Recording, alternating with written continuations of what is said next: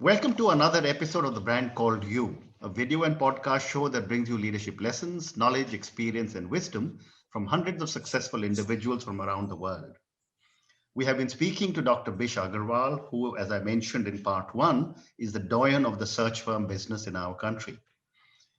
Dr. Agrawal, in the first part, explained about his incredible journey from a small village in Bihar to Cambridge, and how he was selected in one of the finest large companies and then was sent back to Calcutta.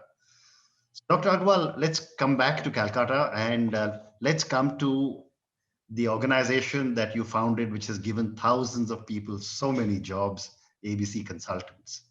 What led you to move from industry to starting a search firm? I will say frustration is the right word. Okay. I worked for Yale Town American company in England for 2.5 years, including the MBA program that they sponsored me for. Thoroughly enjoyed. Biggest regards for them. What I know of management is really learned there. Okay. And then, since I wanted to come back to India, they didn't have the project ready. They referred me to Holman Climax, which has a partner in India. I came there, I expert job. But the Indian partner was a thief. He wanted me to make money because he had to pay money to politicians, policemen, and stuff. I point blank refused. I said, I cannot do that. And you take it that from tomorrow I'm not turning up. He said, no. He took a revolver out from his drawer, locked the room, red light, and tried to threaten me. He said, look, I'm a hardcore Bihari. I'm a student, even I've handled student unions in Bihar and in England. All these false threats are not going to calm me down. Go shoot. But he didn't have the balls to shoot all that. He said, you have to serve the 3 months notice. That I said, fine. So I start looking. I'm lucky. I got the job same week because one of the guys who came to meet me in Holman Climax to do a matchmaking for me with a friend's daughter. He was the CMD of Garden Beach. And he threw a party, and there were all CMDs type. Only 2 of us were in the age group. I was 26, and my wife was less than 20. He introduced me to his classmates, Santana, who was already announced as the first Indian MD of Union Carbide. Okay. He was a Harvard MBA, very, very sharp. Sandy, people called him Fox, he was that sharp. Obviously, Sandy had briefed him fully, given him perhaps a copy of my CV. So he started, while holding the glass of whiskey, he started grilling me. What did you do in England? What you studied? And he focused on the job that I did as executive assistant to manufacturing Dr. Fred Straw, ex-Rolls-Royce. He was particularly interested in that and took me to great length to detail it. Okay. Which I did that. It took about an hour and a half. So it was no party for me. It became like an interview. I didn't realize that I was being interviewed. Next morning, his secretary rings me up. I said, look, you had the first interview with Mr. Santana. Now he wants to meet you tonight at his home. His wife is away. So you are alone invited for the second round. Surprised that his interview was. Met him, then he outlined that I'm taking over the 1st January, the first Indian MD. And in Union Carbide, the custom was that unless you have been a general manager for minimum 5 years, you cannot become the staff assistant to the MD. Okay. And I was only 26 and half, perhaps, at that time. But no worry. What you have done is exactly what I've done. And you're very thorough, very clear. I had to sit in the board, a straw behind his chair, no privilege to speak. Unless he's absent, then I had to give it. I was shadowing. But all paperwork, all working was, and he wanted. So I was offered the job and introduced to the 6 top people of the company. As a formality, I think. They all said, welcome, for to see you. When I joined on 1st January 1967, Union Carbide, there was no Mr. Santana. He was gone 2 months ago. Okay. Because Americans changed their mind. They wanted a Christian within. Okay. So British MD was given extension. Now the 6th general manager that met me offered me different roles, 8, 9 roles, in the head of office of research, industrial engineering, materials, computer, you name it. We want you. Focused on choice. So I chose materials because that was my core competence. I started with that in England. And they took a slice of materials management, purchasing research. Only Hindustan Lever in India was doing that. Nobody else had. Okay. This is long-term forecasting, studying the key raw materials to the nth degree, doing the standard or elemental costing so that you can bargain with your vendors intelligently, without shouting like truck drivers, and things of that nature. A purely staff job. No, one important part was to feed the computer, computerize these 7 factories that they had all over India, materials function of those factories, and their head office, and feed the information, bill of material, what we call, into the computer, and computer produces you what quantity of what raw material you need. So how long were you with Union Carbide, and after that you started ABC, is it? 2.5 years I was with them. Okay. I thoroughly enjoyed, but in a sense I was bored because staff job. I was looking for a line responsibility, P&L. But they were very kind. They gave me a lot of freedom. They nominated me as the visiting professor to IIM Calcutta, which I did when I was part of the ABC. They gave me free time on the computer. They had mainframe IBM 1401 system. There were only 6 of them in the whole country. And free time when I started the company, so tell me, sir, what for someone who had come from such a modest background, who has seen so much success, what made you give up a lucrative job and become an entrepreneur? The experience, the horrible experience that I had at Goldman Climax, and Union Carbide was heaven compared to that. A very good company, 14 PhDs, intellectual company. They had a essay competition. What is the #1 problem of India and how to solve it? 1,500 words. I topped that program. I became very popular there. Became very popular. My PhD is based on that. That essay. Now the frustration came in terms of look, woman, what am I doing? I'm writing memos, I'm writing reports, but I'm not producing anything. I'm not doing anything concrete that I can feel.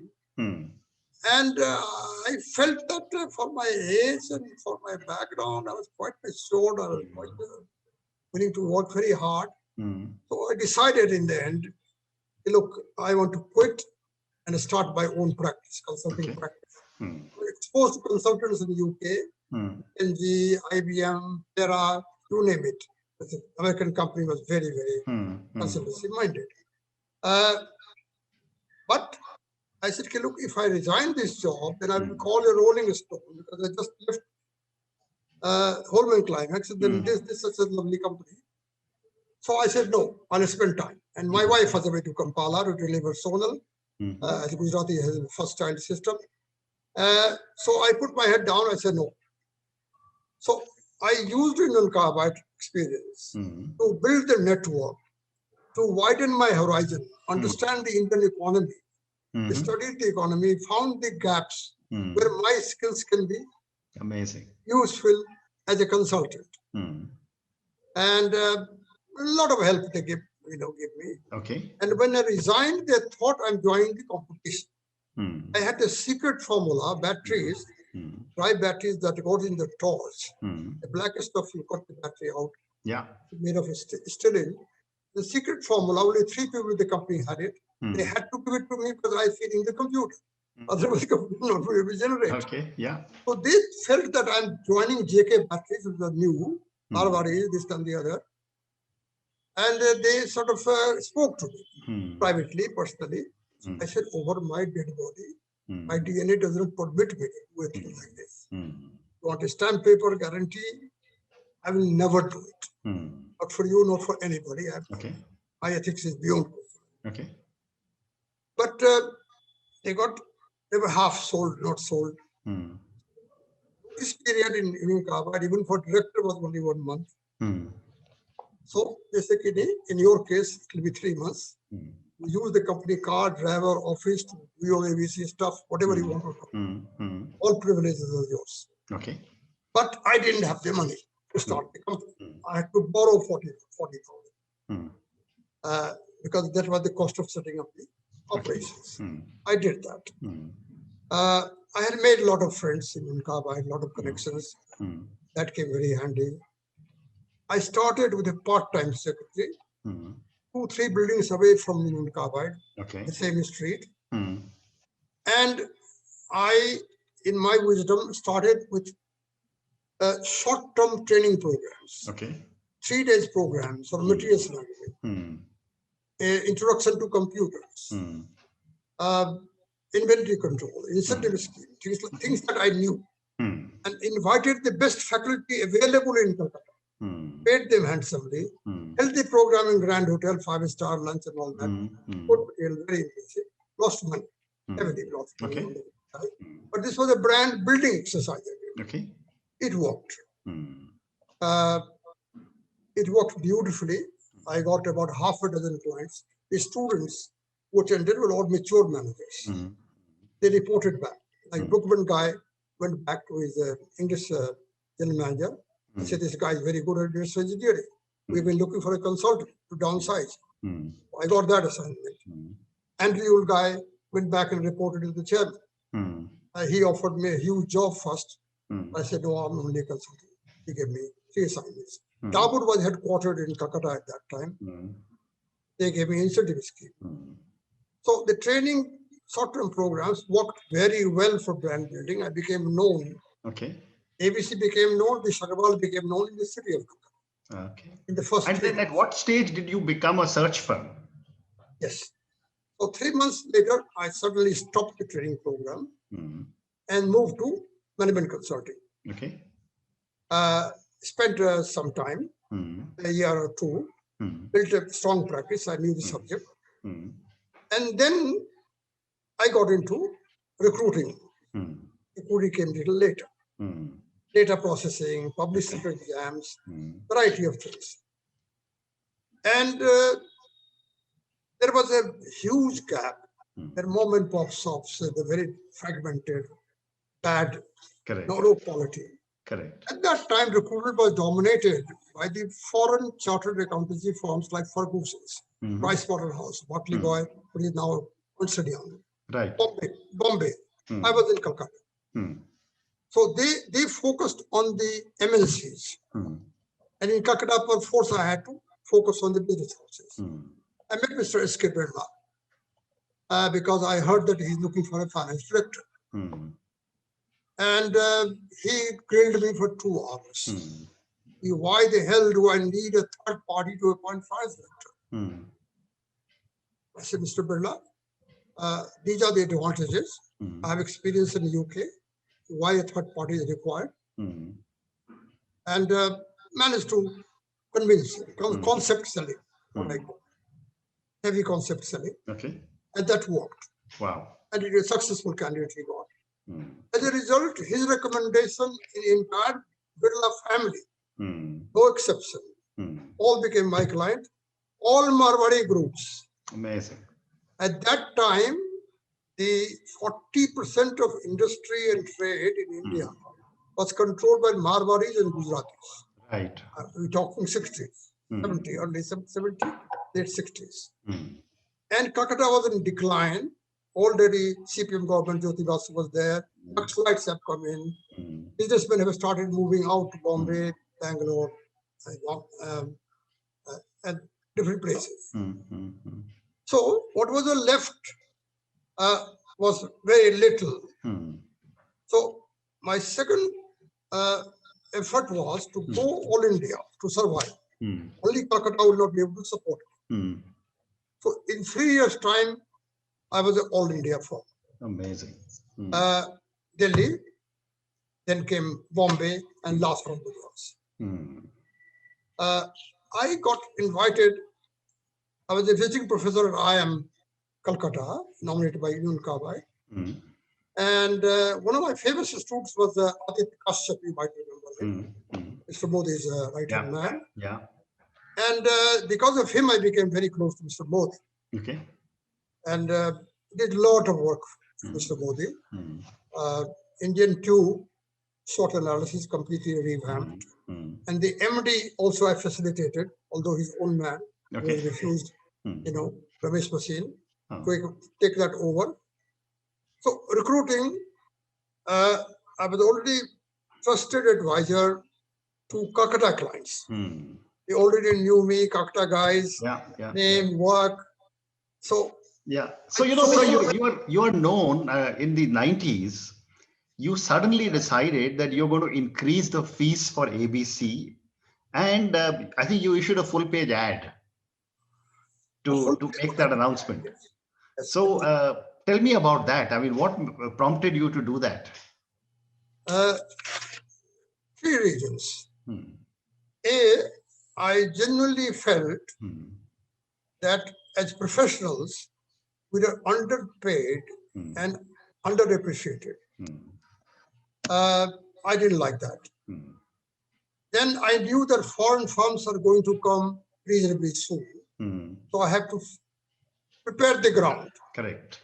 And third reason was that if I nationally announce in the newspaper that this is the rate for today, then the bargaining that is to take place between my consultant and the clients will reduce much more. And the last one was to put distance between me and the competition. I was already the leader, but put the more distance. That was my sign of operating. That was the reason. And then, if I'm going to move a little faster now, because you're talking to is so fascinating, but unfortunately, time is a constraint. Yes, I understand. When did Accord come into your life? When the first 2 global firms landed, Heidrick and Egon Zehnder. Egon Zehnder was the first one, the Morris Morgan. But we were already preparing. We had ABC Search company, right? Where Sonal and Rajan, perhaps you know N.S. Rajan, who was Tata's #1 in HR, Ernst & Young. He was in my Singapore office, already there, but name didn't click. ABC Consult, ABC Search, people thought I was saying, old bottle, new wine, or old wine in new bottle. Correct. So quickly, I established contact with a core group worldwide in London. It was a classical search firm, very highly regarded. Made an appointment, went to see. He gave me 45 minutes. Meeting lasted 6 hours. First meeting in their office. Next morning, he landed in my hotel for samosa and whiskey. But it ended up in the afternoon, late afternoon. And we really clicked, and that was very good. Very And interesting. he said, look, I have to come to India. Humphrey was the CEO, paid CEO. He came to India. I said, I want to meet a senior guy, some senior guys that you have appointed, and the employees that you have hired for those senior guys, and your senior consultants. So 3 days program, welcomed him. We did a smart thing. I sent the Bombay director with him to meet Pradeep Malik, you might know, ex-GEC, who I had appointed as Vatsila generator people, Finland, managing director. He was very good. And his entire team was built by us. Okay. So when Humphrey met him and spent a couple of hours and met his team, he turned around to me and said, look, I don't need to meet anybody, only your senior directors. Okay. Okay. Which I raised, he met, and deal was sealed. Okay. And he was very happy relations. So by the time the third firm had landed, I knew the business. It was not much different. It was just the lingo, system, processes, standards, quality, upping the game. Fabulous. So I'm going to now, I've got time for 2 or 3 more questions, and I'm going to ask you some questions personally. I mean, I know this has been an incredible personal journey for you that we have spoken for the last 1 hour. But, sir, as you look back at life, tell me, what does success mean to Dr. Bish Agarwal? Well, success to Bish Agrawal as a consultant means that the man I had placed, he must have got promoted at periodical intervals and done good for the company. That is success. But in a personal capacity, success means that I must do more and do better. Okay. So the 2 versions of success for me.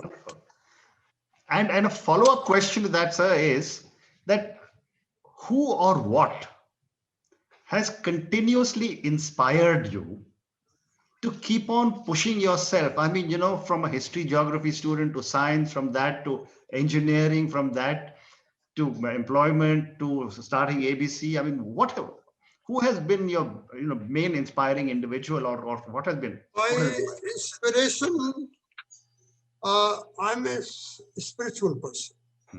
I believe strongly in the Lord Almighty. I call myself destiny child. From a gutter, a small village, to this level, without having money, it has to be something.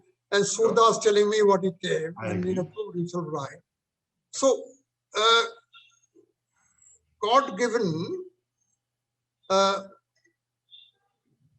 self-belief, confidence is the first source of inspiration, and spiritual belief that gives me comfort and confidence. Fantastic. I think you're now at a stage where you need to look back and write a book, because I mean, I have been so intrigued in the conversation we've had in these 2 conversations we've just coming to an end with, and I know that I could have spoken to you for another 1 hour, because you're full of amazing anecdotes and stories. Subhantro Ghosali, I remember. My creation came for a management training job in a third-rate company. I could have issued the letter on the spot, but I found him very bright. I got him a scholarship through Rotary for 1 year, all found airfare, uniform included. The admission, he got into Harvard without difficulty. He was Indian while. And later on, he pestered me. He sees 2 books in me. So I said, look, Subhantro, I see 4 books in me. But problem is, my second generation is the same business. And unless we tell what really has happened, exact thing with each client and each situation, the book will only be for my pleasure. I agree. And I am not prepared to reveal that, because in India, they will be fixed unless I have to pay for my sins. Fascinating. So, sir, I have to now come to stop the interview. I'm enjoying my conversation, but we're now completely out of time. I'm grateful for the incredible amount of time you have given me. I'm grateful for sharing your incredible journey. And I'm actually in awe of someone who started from a small village to where he is today. I wish you lots of good health, a very, very long life, and success, even more success in whatever you're doing now. Thank you. Thank you, Ashutosh. Very kind of you. Thank you. Thank you for listening to the Brand Called You videocast and podcast, a platform that brings you knowledge, experience, and wisdom of hundreds of successful individuals from around the world. Do visit our website www.tbcy.in to watch and listen to the stories of many more individuals. You can also follow us on YouTube, Facebook, Instagram, and Twitter. Just search for the Brand Called You.